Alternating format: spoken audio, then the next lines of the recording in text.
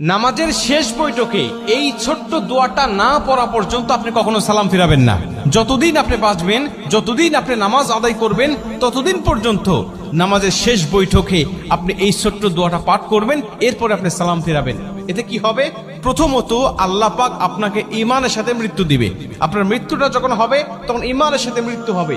আর কোনো ব্যক্তির মৃত্যুটা যদি ঈমানের সাথে হয়ে যায়, ভাই, ওর দুনিয়ার জমিনের কিচ্ছুর প্রয়োজন নাই। কারণ শেষ মৃত্যুটা তার হয়েছে ঈমানী অবস্থায়, মানে সে মুসলিম হয়ে, ইমানদার হয়ে সে দুনিয়া থেকে বিদায় নিয়ে চলে গেছে। ওর কবরেও শান্তি, পরকালেও শান্তি, হাসরে, মিজানে, ফুলসিরাতে প্রত্যেকটা ধাপে সে মুক্তি, এবং আল্লাহ পাকের কমপক্ষে 10টি পৃথিবীর সমান একটি করে জান্নাত তার জন্য আল্লাহ ওয়াজিব করে দিবেন। কারণ শেষ মৃত্যুটা তার হয়েছে ঈমানী হালতে।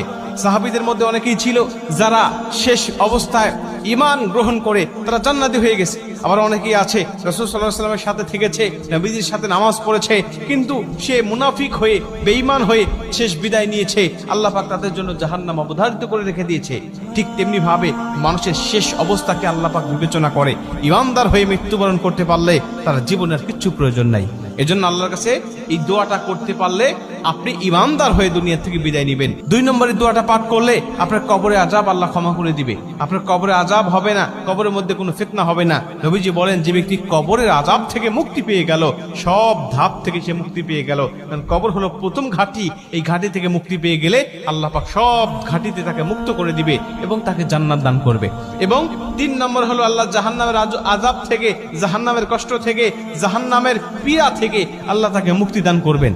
এবং 4 নম্বর হলো দাজ্জালের ফিতনা থেকে আল্লাহ পাক তাকে হেফাজত করবেন। ভাই, দাজ্জালের ফিতনা হলো পৃথিবীতে আদম আলাইহিস সালাতু ওয়াস সালাম থেকে শুরু করে আমাদের নবী মুহাম্মদ রাসূলুল্লাহ সাল্লাল্লাহু আলাইহি ওয়াসাল্লাম পর্যন্ত যত নবী রাসূল এসেছে, সমস্ত নবী রাসূল এই দাজ্জালের ফিতনা থেকে তার উম্মতকে সতর্ক করেছে।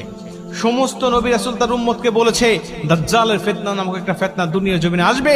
এত বড় ফিতনা দুনিয়ার জমিনে আর কখনো মানুষ দেখতে পাবে না। এত বড় ফিতনা মানুষগুলোকে বেঈমান বানিয়ে ফেলবে মুহূর্তের মধ্যেই।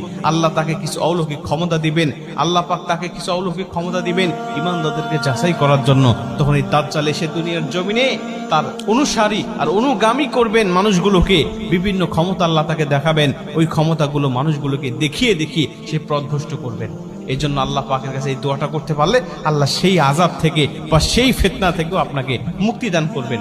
দোয়াটা ছোট্ট দোয়া আমি আপনাদেরকে বলি, সেটা হলো আল্লাহুম্মা ইন্নী আউযু বিকা মিন আযাবিল কবর, আল্লাহুম্মা ইন্নী আউযু বিকা মিন আযাবি জাহান্নাম, আল্লাহুম্মা ইন্নী আউযু বিকা মিনাল মাহইয়া ওয়া মামাত, আল্লাহুম্মা ইন্নী আউযু বিকা মিন ফিতনাতি মাসিহিদ দাজ্জাল।